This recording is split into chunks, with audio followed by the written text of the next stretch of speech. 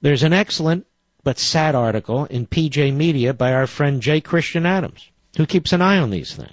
And he's reporting that over at the Department of Homeland Security. See, you might think some of these departments, well, it won't happen there. The EPA, yeah, but all the departments.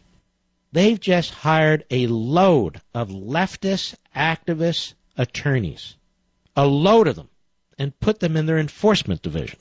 And J. Christian Adams at PJ Media has been provided with a list of these people, and he knows their employment history because it's not hidden. These people are well-known activists.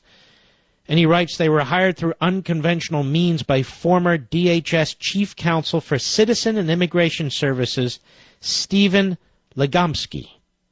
And sources at the Department of Human Services, Homeland Security, I should say, the Department of Homeland Security report that when Legomsky was hired by Secretary Janet Napolitano's department, he was not even an active member of any legal bar at the time.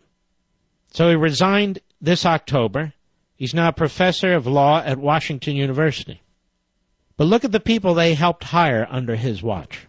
Some examples. There's so many I can't read them all.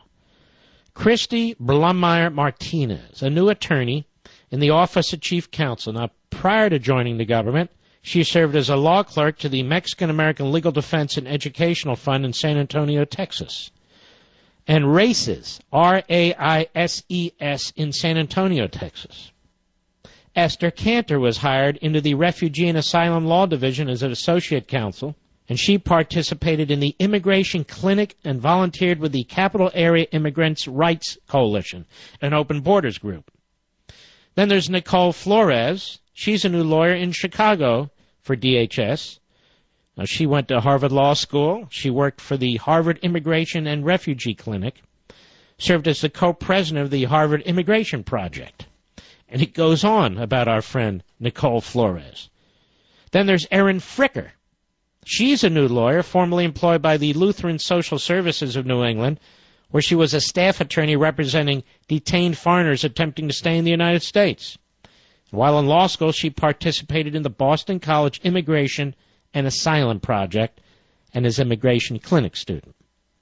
Then we have new DHS lawyer Elizabeth Grossman, and she established her Obama-era ideological bona fides by serving on the executive board of the University of Michigan Law School chapter of the American Constitution Society for Law and Policy, a leftist law school student group.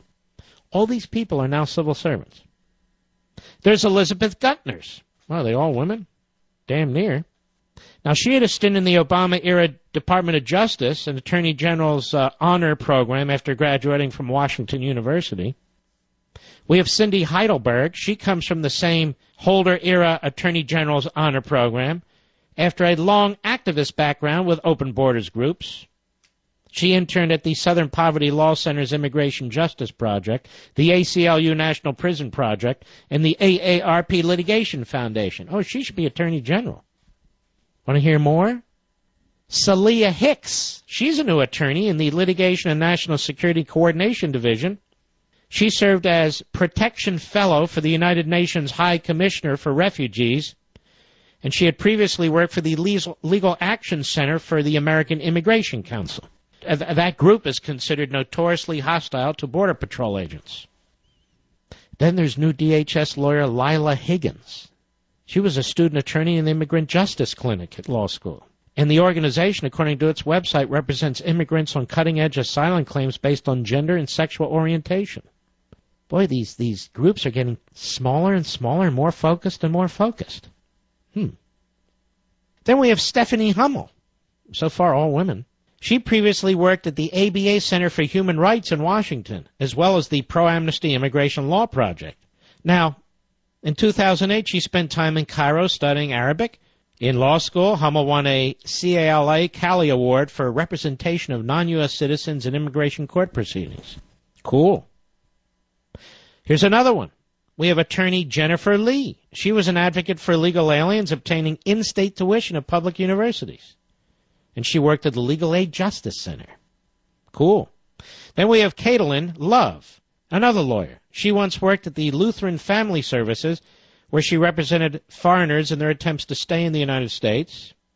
She spent her junior year at college in Morocco studying formal and colloquial Arabic. And it goes on and on and on, and I'm looking. So far, they're all women. How about that?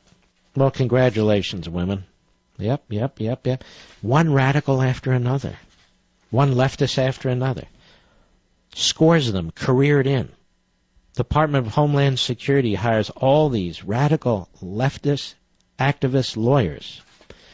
So let's say we have a conservative Republican president, and he or she appoints a conservative Republican cabinet secretary to head up DHS.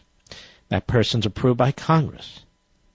And that person turns to his or her lawyers for input and advice. What kind of input and advice do you think that cabinet secretary will get?